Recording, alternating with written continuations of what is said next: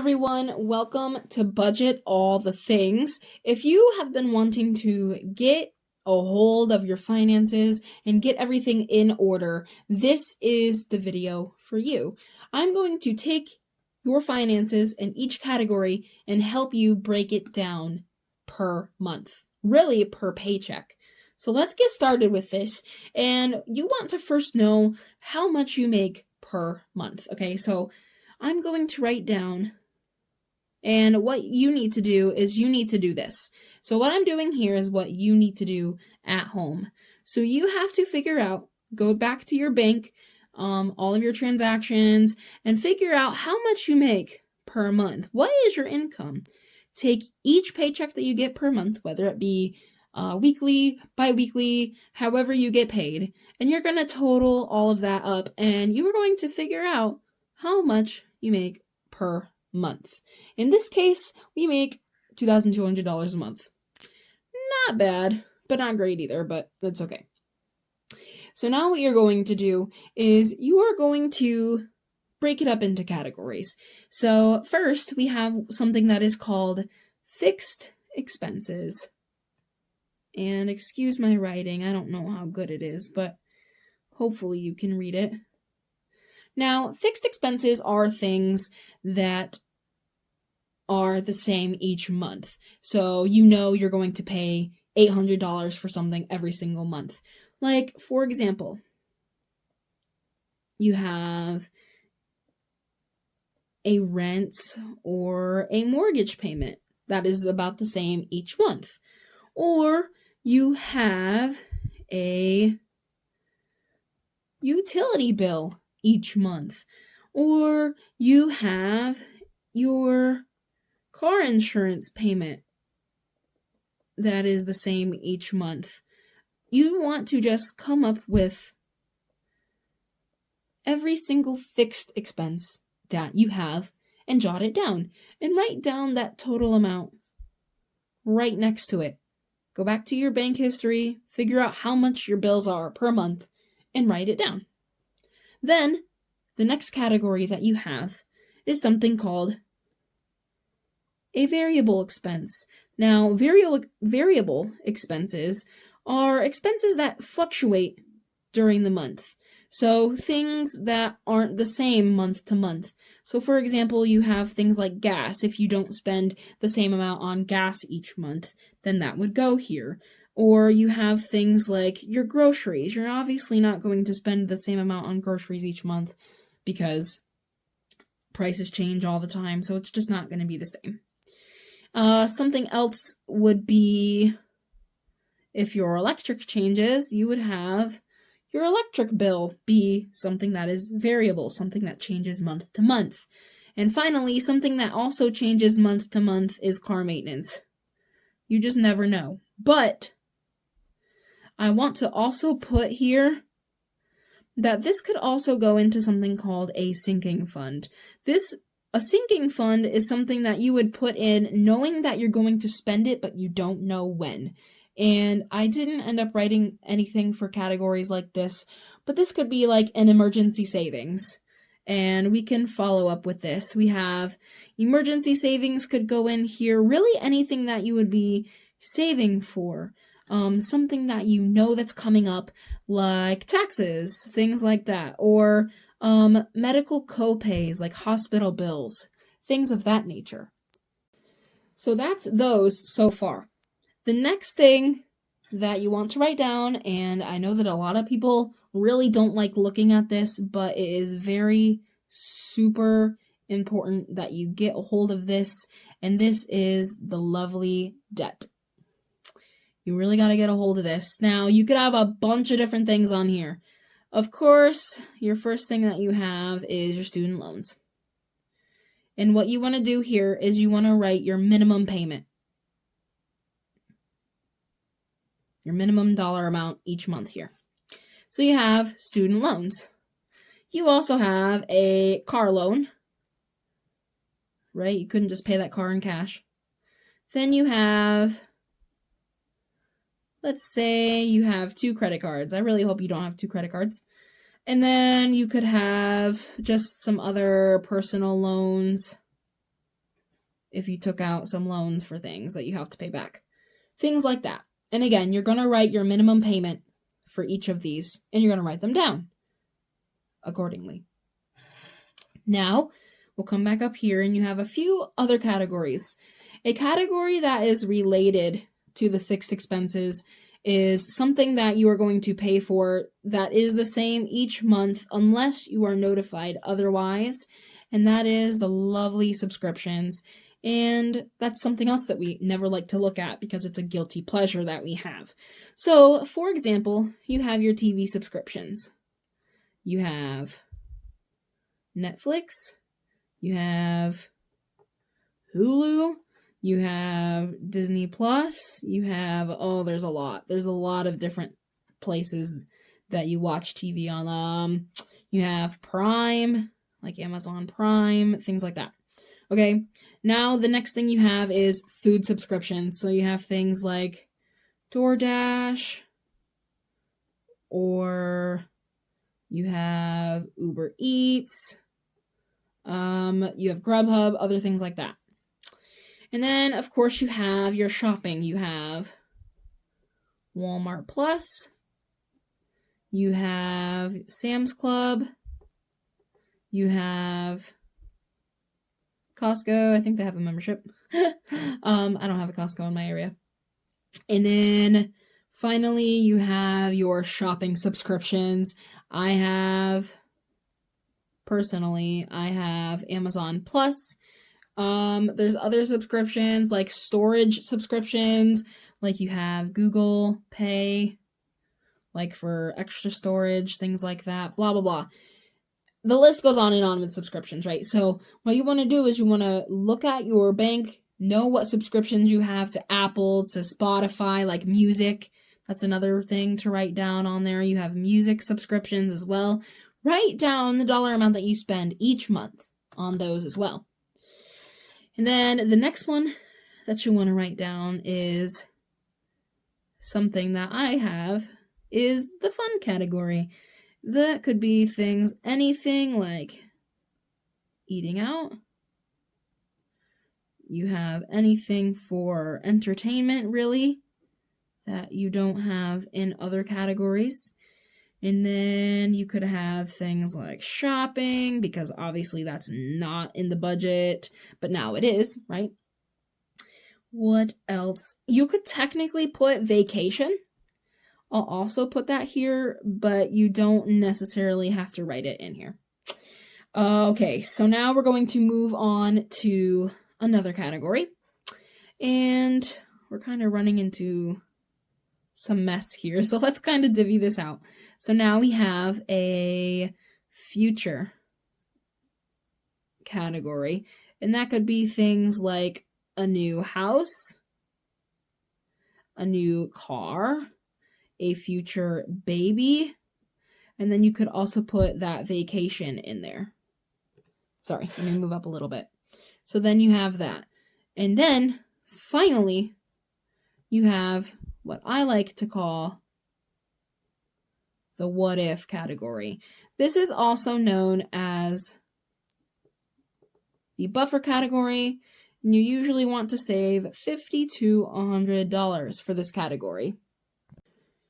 The reason why you want to save for a buffer is because, let's say you not really overspent, but let's say you underspent on rent. Like, let's say, I budgeted for $800 per month for rent, but I only ended up with $750. Okay, great. So I can go into my buffer category and say, okay, I have $50 in this buffer category, so let me put it into my rent.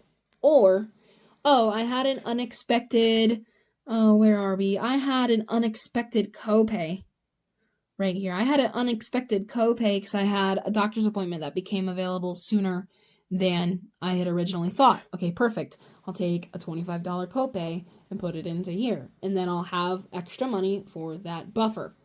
Things of that nature. So that is really how you set up a budget on paper. Okay, so now, putting this away, by the way, I love this notebook. Anyway, so now you see a lot of YouTube channels that have, let me zoom out again so that you can see what I'm doing. Okay. So you have a bunch of other YouTube channels that have things like a fancy calculator and these fancy binders, right? And you saw that I was writing on paper and you're like, okay, well, I don't have these binders, so what else can I use? And the easy answer is envelopes. You can write rent on an envelope and stick it aside. Or you could put, every category that you have, co-pays, gas, food, eating out, entertainment. You could write them on envelopes. Or you could spend $10 and not use as much paper. You can spend $10 at these on Amazon. And you could have different categories. This is a bills binder for bills. And then this is a binder for sinking funds and savings or variable expenses.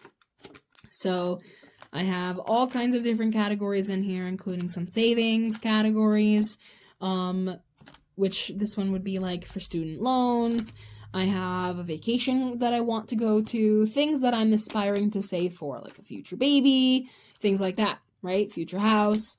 I have an envelope system, a binder system that kind of helps me stay organized. Now, if you don't have something to organize your bills with, your cash bills, you can get a little tray that holds your denominations. If you don't do something like this and you don't want to spend that money, you could just lay out your dollars in denominations like 1s, 5s, 10s. You can lay that all out and then simply put it into your envelopes or into your binders. So you really have flexibility and you can do what works for you. That is the most beautiful thing about your budget, is that it is directly tied to you and to what works for you. I also have a little jar that I put my coins in. That way I can use my spare change, put it into dollars, and put it into my savings or whatever else I need. And with budgeting, I want to just say something. Let me show you something. My buffer envelope is almost always empty. Every single video that I've had, it has been empty. I have trackers for every category. Actually, all of these envelopes are empty right now. But my buffer category is always empty because I just don't have enough money in my budget to have extra left over. It's okay. It's okay to not have extra, because as long as you are putting the money where you need it to go, paying your bills on time, it's okay. And if you get into a rough patch, that's okay too, because that's where you have your emergency savings or anything else. As long as you have enough money to do what you need to do, you're good. You're golden. So to kind of recap on everything that I talked about, once you have your budget all lined up and you have all of your categories lined up, then you want to get as close to zero as possible. If you still have money left over, then great. You can put extra towards your debt. I highly recommend, and listen, I'm not a professional, I'm just someone who has a decent grip enough on my budget to know this, that if you have a credit card, spend it wisely. Now, I know that there's some times in an emergency you need to use a credit card, and I get it. But if you don't have that thing where you can't, and you don't need an emergency, and if you have a credit card, spend it wisely. If you're going to get a credit card, only use that credit card when you know you can pay it off. That is the main problem with debt, is people have problems with credit cards. For example, I know someone who, if they were to have a credit card, they would go into debt because they just don't know how to use it wisely, or they just have that habit of using it because it's there. That's a problem.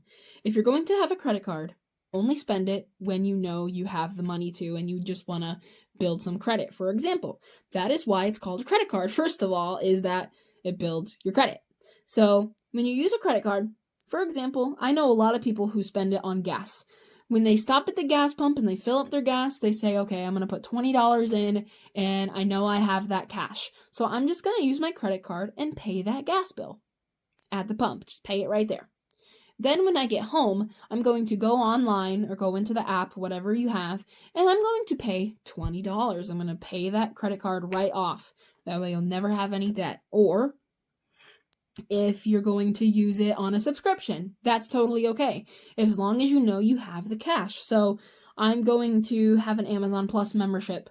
I don't know how much they are nowadays, but if you're a college student, you can get that for half price, just so you know. Or is like a music one too. If you have Spotify or whatever, you can get college half off price with this if you're a student. But what I'm saying is if you have the cash to pay for this, or if it's on your debit card or in your account, whatever, and you know you can pay it, just say, okay, I'm going to use that credit card to pay off my subscriptions. And then turn right around, go online the next day that was already paid off, go the next day online and pay your bill so that you don't incur more debt. You gotta have some smart ways of not going into debt the best you can. So get to zero on all of this. The main ones that you want to worry about is your fixed expenses, your variable expenses, somewhat into your sinking funds, and debt. The 3 is fixed, variable, and debt, being this is number 1, this is number 2, and this is number 3. Fixed expenses you have to have enough money for, obviously. If you don't have enough money for this, then you need to have more money coming in. When you have this all set up and you have extra money left over, pay your debt off.